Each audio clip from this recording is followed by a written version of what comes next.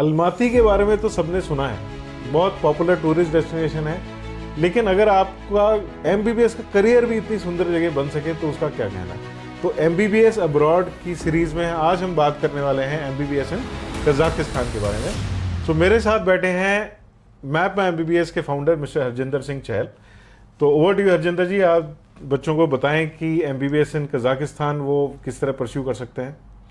Hello बच्चों, my name is Harjinder Singh Chahal as already told by Aishwarya sir, और I am the founder of Map My MBBS. I have total 15 years experience, जिसमें बच्चों को coaching, NEET coaching along with that guiding for students to take admission in India and abroad.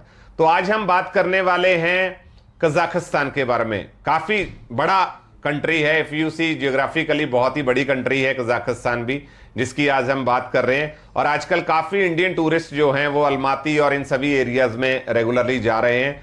Kazakhstan is a very good country for MBBS for Indian students. तो sir, इसमें पहले तो ये बात कर लेते हैं कि जैसे टूरिस्ट स्पेस के बारे में तो लोगों को पता है कि वहाँ तो लोग जाके कुछ दिन रह के आ जाते हैं, लेकिन अगर किसी को 5-6 साल रहना है तो लिविंग कंडीशंस कैसी हैं इंडियन स्टूडेंट्स के लिए? बहुत अच्छी कंट्री है, बहुत अच्छा वेदर है वहाँ का, बहुत ही सेफ कंट्री है। It's very good for Indian students, और food is also very good.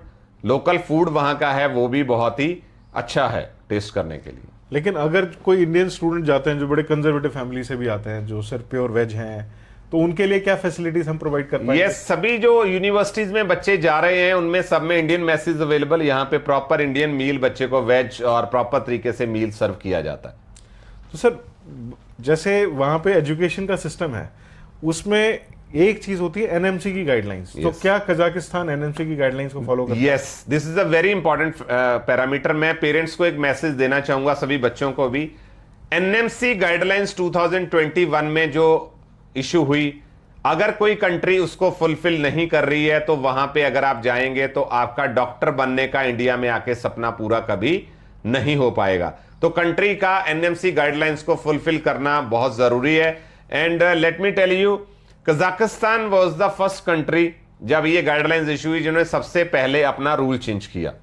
तो इन्होंने सबसे पहले जो है 5+1 years का डिग्री जो है वो कन्वर्ट करा उसको। देन जो एक इंपॉर्टेंट इंग्लिश में है सिलेबस, तो दैट इज आल्सो इंपॉर्टेंट। सारी जो जितनी भी यूनिवर्सिटीज में बच्चों को हम भेजते हैं वो पब्लिक यूनिवर्सिटीज हैं, गवर्नमेंट यूनिवर्सिटीज हैं टॉप की, और वहां पे इंग्लिश मीडियम होता है। और साथ ही साथ वहां पे एक लोकल जो है एग्जाम होता है आफ्टर द डिग्री, जो कि बच्चों को लाइसेंसिंग एग्जाम है। तो लोकल लाइसेंस टू प्रैक्टिस भी वो एग्जाम जो है क्रैक करने के बाद बच्चे को मिलता है, जो कि एनएमसी गाइडलाइंस को कंप्लीटली फुलफिल करता है।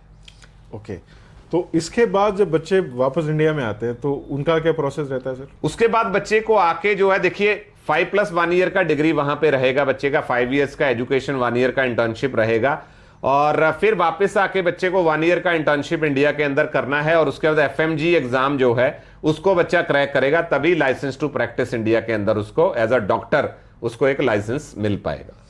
तो सर, कजाकिस्तान में एडमिशन लेने के लिए जो जो इंफॉर्मेशन और चाहिए वो बच्चों को, जैसे सबसे पहले तो मुझे लगता है बेसिक रिक्वायरमेंट है पासपोर्ट बनवाना, या और बाकी डॉक्यूमेंटेशन लेकर आना, या कुछ और रिक्वायरमेंट्स हैं।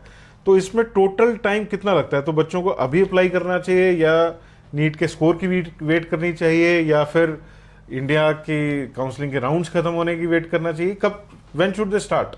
देखिए, कजाकिस्तान का एक डिफरेंस है as compare to other countries, जो मैं आपको बताना चाहूंगा। कजाकिस्तान में इंग्लिश एग्जाम क्रैक करना is compulsory to take admission. जैसे चाहे बच्चा वो आइल्स देता है, पीटी देता है, बट ड्यूलोंगो करके एग्जाम जो है that is very easy exam, जो ऑलमोस्ट हर बच्चा कर लेता है। आजकल बच्चे इंग्लिश मीडियम्स में पढ़ते हैं, हर बच्चा वो एग्जाम क्रैक कर लेता है।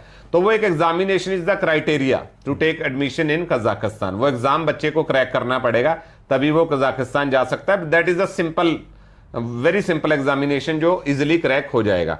तो वो प्रायर प्लानिंग करके वो एग्जाम बच्चे को क्रैक करना पड़ेगा। हर पेरेंट, हर बच्चे को अपना एक स्कोर का रेंज पता है कि नीट में I am following in this range.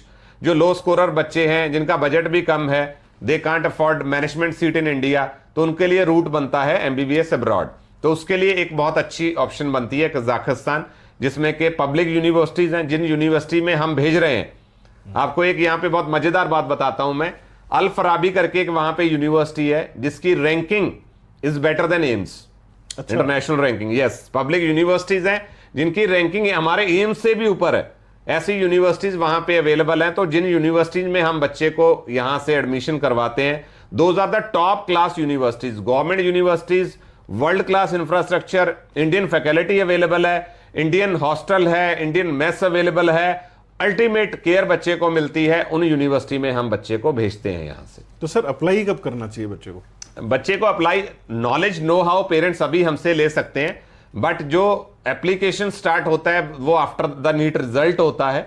Application process जो स्टार्ट होता है, बिकॉज बाहर एडमिशन लेने के लिए बच्चे को नीट क्वालिफाई करना जरूरी है। तो नीट क्वालिफाइड स्टूडेंट ही एफएमजी बाद में आके यहां पे एग्जामिनेशन दे सकते हैं। तो that is the criteria. After NEET qualification बच्चे का प्रोसेस स्टार्ट होता है, बट बच्चे को अभी से प्लानिंग करना बहुत जरूरी है। तो सिर्फ नीट के क्वालिफिकेशन स्कोर पे उसका एडमिशन हो सकता है sir? Yes, NEET qualifying score पे हम बच्चे का एडमिशन करवाते हैं। Along with that for Kazakhstan English test crack करना, that is another compulsion. Yes, right. तो मेरा सजेशन पेरेंट्स को यही रहेगा, जैसे हरजिंदर जी ने बताया है, कि सोचना तो अभी शुरू करिए। ऑफ कोर्स आपको पता है कि आपका बच्चा है या आपके बच्चे से जब बात होती है, अगर आप खुद ही स्टूडेंट देख रहे हैं इस वीडियो को, तो आपको पता है कि आपकी पॉसिबिलिटी क्या है, कि कितना स्कोर आ सकता है, कितना बजट है। क्योंकि कई बार ऐसा होता है कि स्कोर तो अच्छा आ जाता है, लेकिन कई बार हमें गवर्नमेंट कॉलेज नहीं मिल पाते इंडिया में और प्राइवेट यूनिवर्सिटीज़ के लिए बजट नहीं है, तो भी एमबीबीएस अब्रॉड एक बहुत अच्छा timely action is required. Because जैसे मैंने अल-फराबी की बात करी, यहाँ पे लिमिटेड सीट्स हैं। अगर वहां पे बच्चे को सीट लेनी है तो फिर उनको थोड़ा एडवांस में प्लानिंग करनी पड़ेगी, नहीं तो वहां जल्दी ही इनटेक जितनी है वो जल्दी फुलफिल हो जाती है। फिर बच्चे को इस टाइप की जो है, जैसे वहां पे साउथ कजाक है या फिर नेशनल कजाक यूनिवर्सिटी है या अल-फराबी, ऐसी टॉप यूनिवर्सिटीज में if you are looking for, तो फिर आपको थोड़ा सा एडवांस में प्लानिंग करनी पड़ेगी। राइट। सो आपके कुछ भी सवाल हो, आप कजाकिस्तान के बारे में या एमबीबीएस अब्रॉड के बारे में कुछ भी जानना चाहें, आप हमारी टीम को कांटेक्ट कर सकते हैं। मैप में एमबीबीएस के नंबर्स आपकी स्क्रीन पे दिख रहे हैं आपको, और आप हमें व्हाट्सएप पे कॉल कर सकते हैं, आप हमें रेगुलर कॉल कर सकते हैं। अगर आपको जूम पे हमें 1-to-1 फेस-टू-फेस मीटिंग करनी है वो कर सकते हैं। हमारा ऑफिस है चंडीगढ़ में, आप हमसे आके मिलें, अपनी क्वेरी सॉल्व करें, और हम चाहेंगे कि हम सारथी बने आपकी इस एमबीबीएस की जर्नी में। Thank you so much. Thank you.